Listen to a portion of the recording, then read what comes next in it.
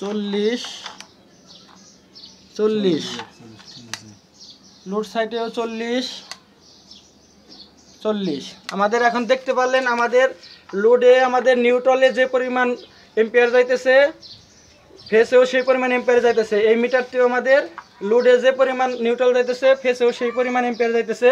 আমরা মিটার সাইডে শর্ট সাইডেও যা পাইছি লোড সাইডেও তাই পাইছি, এই মিটারতেও তাই পাইছি। এখন আমাদের এখানে ওয়ারিং আর কোনো সমস্যা নাই।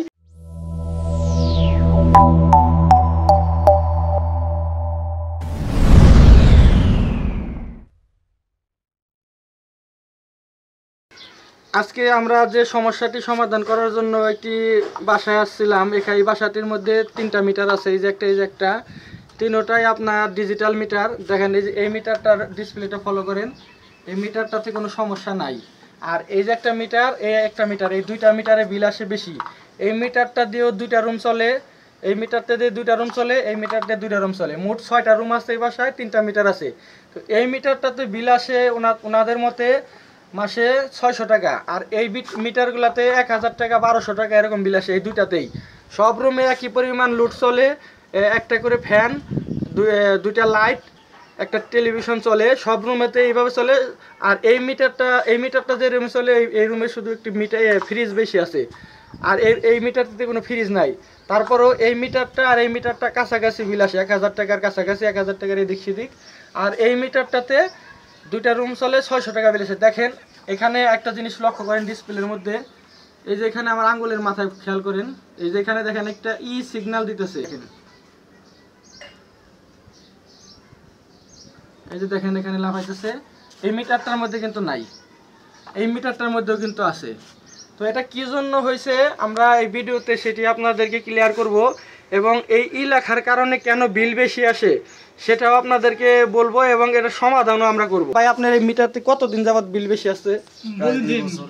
2 বছর যাবত ওনারা এভাবে বিল দিছে, এবং তারপরে কি করছেন মিটার চেঞ্জ করাইছেন। পল্লী বিদ্যুৎ অফিসে যাওয়ার পরে আপনি একটু ধরেন, তো ভাই মিটারটা 2টা মিটারে ওনারা ব্যবহার করে, ওনাদের 2 বছর যাবত বিল বেশি আসে। তারপরে ওনারা পল্লী বিদ্যুৎ অফিসে গিয়ে মিটার চেঞ্জ করছে, তারপরেও বিল বেশি আসে, কমে নাই, বিল বাড়ে। তো আমি একদিন এই বাসায় একটি কাজ করতে আসছিলাম, এই মিটারে মানে মোটরের একটি মিটারে টাকা শেষ হয়ে গেছিল। এই মিটার থেকে আমাকে বলছিল যে একটু লাইন দিয়ে দেন। তখন আমি মিটারের সামনে এসে আমি দেখছিলাম যে এখানে সিগন্যাল আসে।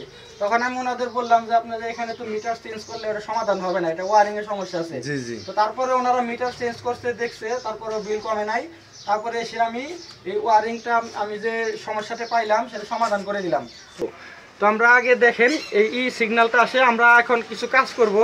এই কাজটা করার পরে এই সিগন্যালটা চলে যাবে, এবং আগের থেকে যে বিল 300-400 টাকা বিল কমে যাবে।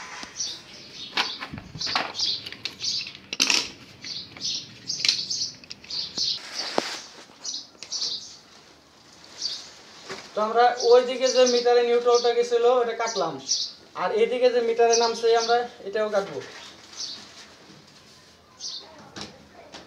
কাটলাম। এখন কি করবো আমরা, এটা যেখানে ছিল এটা এটার সাথে দিয়ে দিব, আর এইটারে ওইটার সাথে দিব।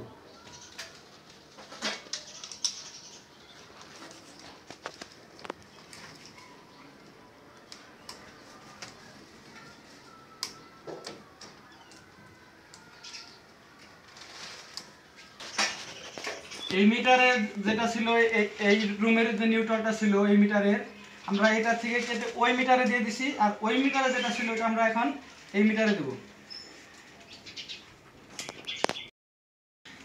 এই যে আমাদের এই যে 2টা নিউট্রাল আসছিল, একটা নিউট্রাল এখানে নামছিল, আর একটা নিউট্রাল ওই পাশের 2 রুমে চলে গেছিলো। আমরা কি করছি ওই নিউট্রালটা আমরা কেটে এখানকারটা এখানে দিছি, এইখানকার মানে উল্টো পাল্টা করে দিছি আর কি। মানে মিটার এটা একটা নিউট্রাল আরেকটাই গেছিলো, এটা আমরা যার তার এখন মিলিয়ে দিলাম। এখন আমরা ওইখানে গিয়ে দেখবো যে এখন আমাদের সেই লেখা সিগন্যালটা আসে কিনা।